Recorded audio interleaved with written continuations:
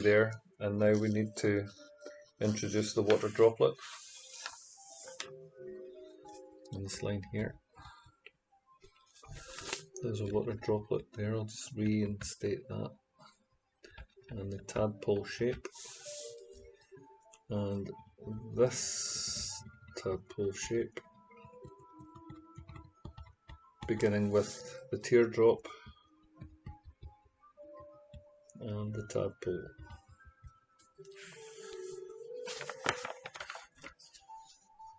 I have no idea what all the symbolism means. They just happen.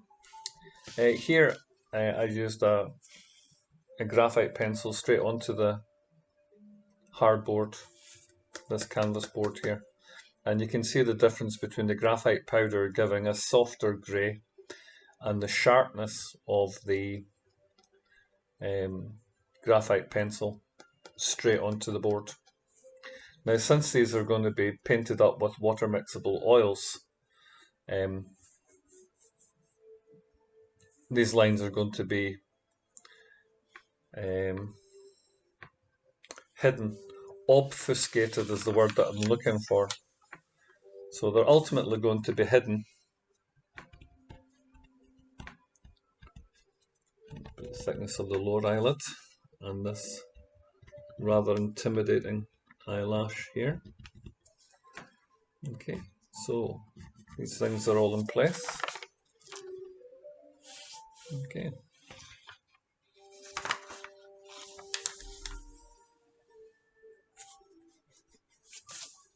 Hopefully you can see this. So the beaks are very, very important to get right. They are very, very fine, very precise. So just let me concentrate. End of the beak onto this strand, which will be a nightmare to reproduce using a paintbrush. Even a fine liner or rigger, which I've got planned. So the beak transitions into this other line.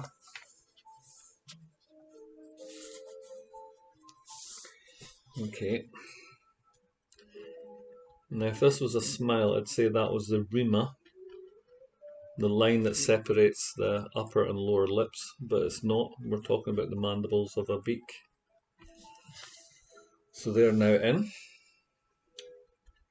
The eye, the eyebrow, and the gorget. Just the outline for the moment.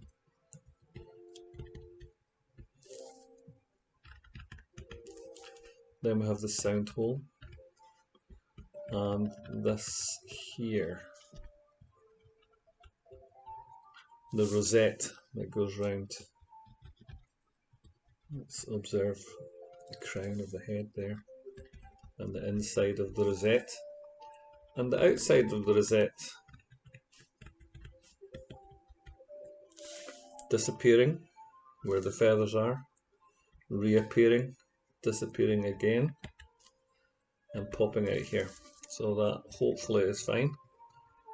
And some foliage.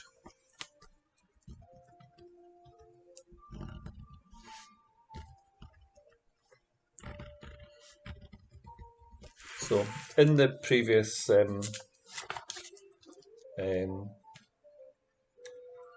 video recordings that I've made, I was describing how I have recurring elements, but there is a bit of autonomy within the elements. They can appear, reappear in various different patterns and combinations. So yes, you can predict that there's going to be an element inside the artwork. What you can't predict is entirely where it's going to be. within the artwork, or in what way it's going to be combined with the other elements. The elements can be doubled, and so on. So there might be two of a given element on an occasion. So that's just how I work.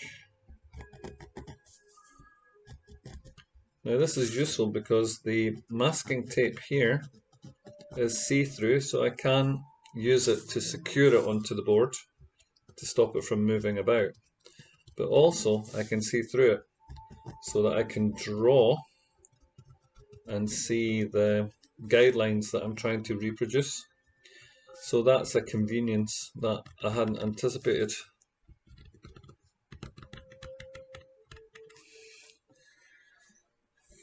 Because I've only recently, begun to do these elastomorphs lately.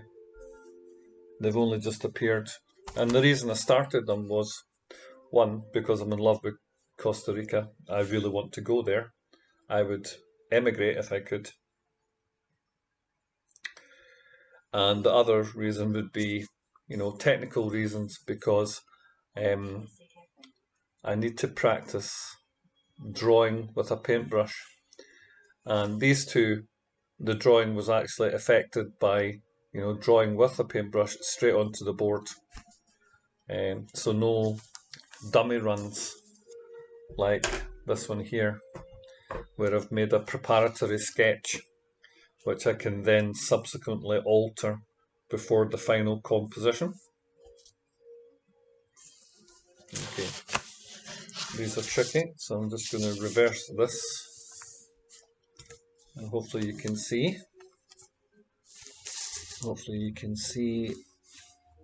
There is the fretboard of the guitar. That's a recurring theme because I am a very keen amateur guitarist, classical guitarist, and so it's natural that guitar imagery would appear in my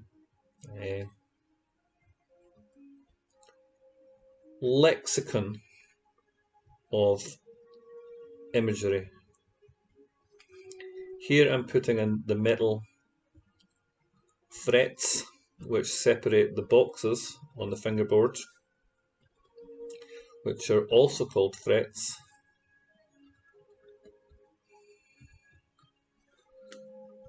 There. I actually really want these to come out, so I'm actually pressing quite hard.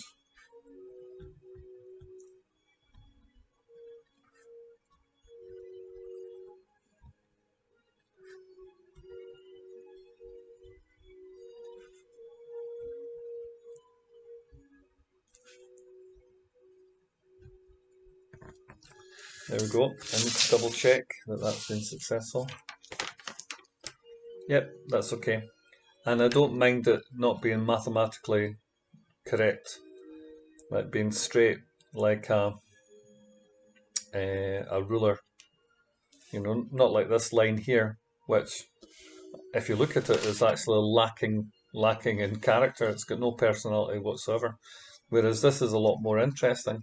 But I'm also trying to say that guitar for me is an organic, living thing.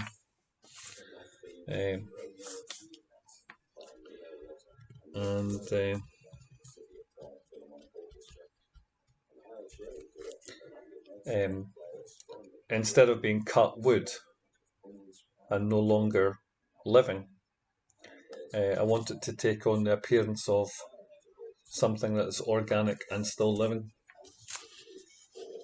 These shapes here I thought were gingers.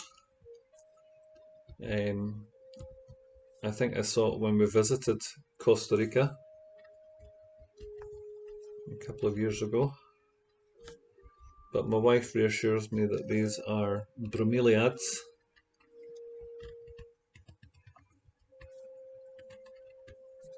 So I was wrong when I mentioned in my live stream. But the fact is, I'm borrowing images that I like and I'm aware of in my conscious life.